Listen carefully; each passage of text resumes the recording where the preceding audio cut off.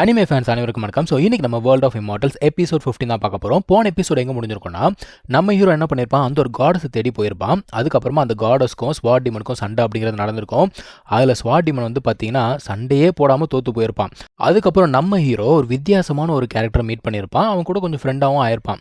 இப்போ இந்த எபிசோடில் என்ன நடக்குதுன்னா, ஒரு சில பேர் என்ன பண்ணுறாங்க, அங்கே இருக்கக்கூடியவர்களை அட்டாக் பண்ணுறாங்கப்பா.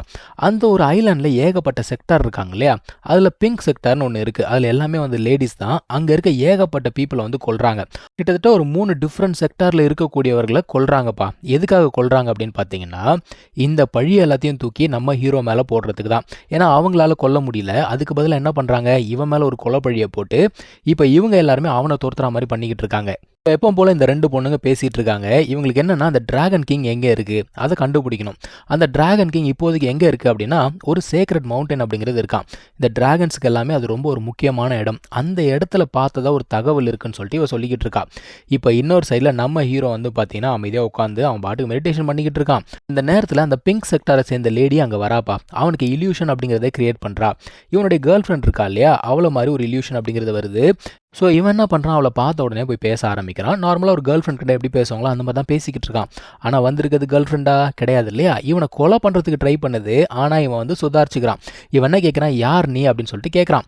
அவன் வந்து கண்டினியூஸாக அட்டாக் பண்ணுறான். அவன் என்ன சொல்கிறா, நீ வந்து என் செக்டாரை சேர்ந்த ஏகப்பட்ட பெண்களை கொண்டு இருக்க, உன்னை நான் எப்படி உயிரோட விட முடியும் அப்படின்னு கேட்குறான்.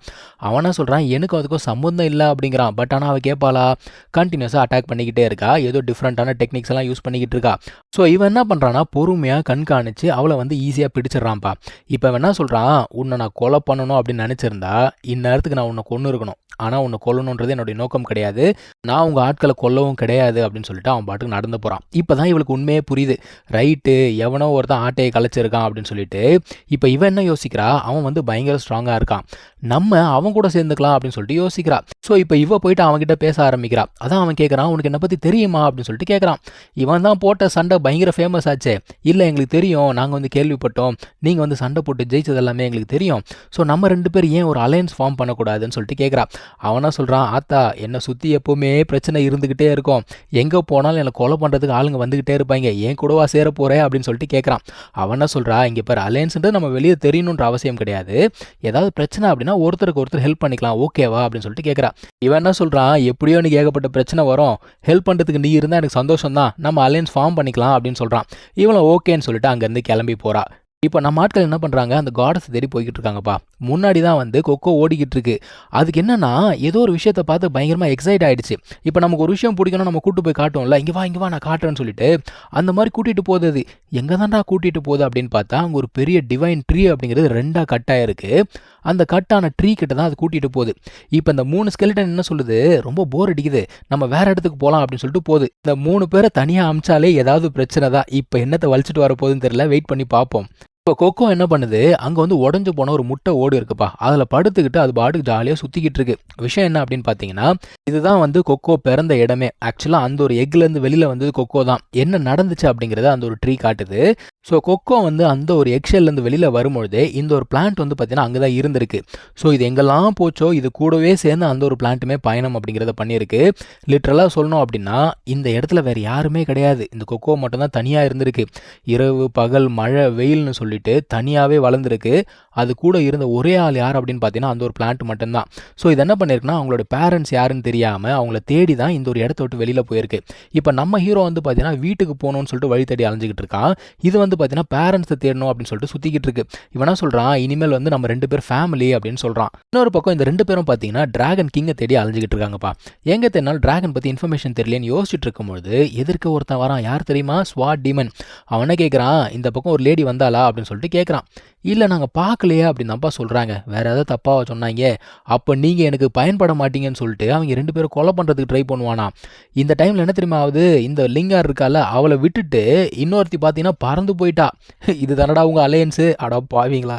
இப்போ இவளை யார் காப்பாற்றுறது அப்படின்னு பார்த்தீங்கன்னா, நம்ம காடஸ் தான் வந்து காப்பாற்றுறாங்க. காடஸ் என்ன சொல்கிறாங்க, கல்டிவேஷன் அப்படிங்கிறது ஹார்ட்டை ரிஃபைன் பண்ணுற ஒரு விஷயம், உன்னுடைய ஸ்வாட் ஏற்கனவே வந்து ஏகப்பட்ட உயிர்களை எடுத்துருச்சு, நிறுத்திக்கோ அப்படிங்கிறாங்க. கல்டிவேஷன் அப்படின்னா ப்ராக்டிஸ் பண்ணுறாங்களே, அதுதான், வேற ஒன்றும் கிடையாது. ஆனால் அவன் என்ன சொல்கிறான், ஸ்ட்ராங்கான ஆட்கள் தான் ஸ்ட்ராங்ன்றது எப்படி நிரூபிக்கிறது, சண்டை போட்டு தான் நிரூபிக்க முடியும் அப்படிங்கிறான். ஒரு திசையில இவ பறந்து போயிட்டு இருந்தால இவளுக்கு என்னன்னா, ஐயோ அவ மட்டும் இறந்து போயிட்டா அப்படின்னா அலையன்ஸே இல்லாம போயிடுமே, சீக்கிரமா போயிட்டு மாஸ்டரை மீட் பண்ணணும் அப்படின்னு சொல்லிட்டு யோசிச்சுட்டு இருக்கா. அந்த டைம்ல அவளுக்கு ஒரு காட்சி தெரியுது. நம்மளுடைய 3 ஸ்கெலிட்டன் இருந்தது இல்லையா, 2-3 டிராகன் எங்க திருடிக்கிட்டு ஓடிக்கிட்டு இருக்கு. இதை பார்த்த உடனே இவன் என்ன பண்றானா, இன்ஃபர்மேஷன் அப்படிங்கிறத அனுப்புறா. ஷாவ்சன் இருக்கக்கூடிய இடமும் தெரிஞ்சு போச்சு, டிராகன் எக் இருக்கக்கூடிய இடமும் தெரிஞ்சு போச்சுன்னு சொல்லிட்டு எல்லாருக்குமே தெரியப்படுத்திட்டா. இப்போ இவன் நடந்து போய்கிட்டு இருக்கான். இவன் யோசிச்சுட்டு இருக்கான், எங்க நம்ம ஆட்கள் ஒரு 3 பேரை காணுமே, இவனுங்களை அமிச்சாலே பிரச்சனை தானே, எங்க எதை திருடிட்டு இருக்காங்க தெரியலையேன்னு சொல்லிட்டு கரெக்டாக கெஸ் பண்ணிக்கிட்டு இருக்கான் அவன். இப்போ இங்க இந்த ஸ்வாட் டீமன் கூட சண்டை போட்டுட்டு இருக்காங்களே காடஸ் வந்து பார்த்தீங்கன்னா பயங்கர ஸ்ட்ராங்காக இருக்காங்க. ஆனால் கத்தி அவங்க வெளியிலே எடுக்க மாட்டாங்க. அவன் என்ன கேட்குறான், நீ வந்து கத்தி அப்படிங்கிறத வச்சிருக்க, ஆனால் அது வெளியிலே எடுக்க மாட்டேங்கிற, அப்போ கத்தி சண்டை போடுறதுக்கு உனக்கு தகுதி அப்படிங்கிறது இருக்கா அப்படின்னு சொல்லிட்டு கேட்குறான். இவங்க என்ன பண்ணுறாங்கன்னா, கத்தி எடுத்து ஒரு அட்டாக் தாங்க பண்ணுறாங்க. அந்த பைப்பில் வந்து அங்கேயே டிஃபீட் ஆயிடுச்சு. ஆனால் அவன் ஒத்துப்பானா, கண்டினியூஸாக சண்டை போடணும் அப்படின்னு சொல்லிட்டு பார்க்குறான். இவங்களும் பார்க்குறாங்க இதெல்லாம் வேலைக்காகாதுன்னு சொல்லிட்டு கத்தியை வச்சுட்டு அங்கே இருக்கக்கூடிய ஒரு மரக்கலையை எடுத்துக்கிட்டாங்க. அந்த பக்கி பைபிளும் நக்கலாக கேட்குது, இந்த மரக்கலையை வச்சு உன்னால் நான் ஜெயிச்சிட முடியுமா அப்படின்னு சொல்லிட்டு கேட்குது. அடே வல்லவனுக்கு புல்லும் ஆயுதம்டா, வாடா நீ சண்டை போடுன்னு சொல்லிட்டு ஈஸியாக அந்த ஒரு மரக்கலையை வச்சு அவனை டிஃபீட் பண்ணிட்டாங்க. இவங்க நினச்சிருந்தா ஒரு சொடுக்கு போடுற நேரத்தில் அவனை கொண்டு இருக்க முடியும். ஆனால் இவங்க என்ன சொல்கிறாங்கன்னா, உன்னோட ஸ்வாட் ஸ்கில் நல்லா இருக்கு, கண்டிப்பாக என்னைக்காவது ஒரு நாள் நீ யாராவது ஒருத்தரை ப்ரொடெக்ட் பண்ணணும்னு நினைப்பல, அன்னைக்கு உன்னோட ஸ்வாட் ஸ்கில் அப்படிங்கிறது வேற லெவலுக்கு போகும்னு சொல்லிட்டு அவங்க அங்கேருந்து கிளம்பி போகிறாங்க. இந்த முட்டாள் பயலுக்கு எதுவுமே மண்டையில் ஏறல போல தெரியுது. கத்தி எடுத்துக்கிட்டு மறுபடியும் அட்டாக் பண்ணலான்னு சொல்லிட்டு போகிறான். அந்த டைமில் என்ன ஆகுதுன்னா, ஒரு ஃபார்மேஷன் மாதிரி ஓப்பன் ஆகுது. அதாவது ஒரு போர்ட்டல் மாதிரி ஓப்பன் ஆகி 3 பேரும் மறைஞ்சு போயிடுறாங்க. இப்போ நம்ம ஹீரோ ஓடி வரான். என்னடா இங்கே தானே எல்லாரும் ஓடி வந்தாங்க, ஆளை காணுமேன்னு சொல்லிட்டு யோசிச்சுக்கிட்டு இருக்கான். ஸோ இங்கே தான் வந்து பார்த்தீங்கன்னா இந்த ஒரு எபிசோட் அப்படிங்கிறது முடியுது. அடுத்த எபிசோடில் ஒரு பெரிய கலவரமே இருக்குது போல தெரியுது. அதான் முட்டையெல்லாம் திருடிட்டு வந்துட்டாங்கல்ல, கண்டிப்பாக விடுவாங்களா, நிறைய பேர் வருவாங்க. என்ன சம்பவம் நடக்குது அப்படிங்கிறத வெயிட் பண்ணி பார்ப்போம். தேங்க்யூ ஸோ மச் ஃபார் வாட்சிங். Take care. பாய்.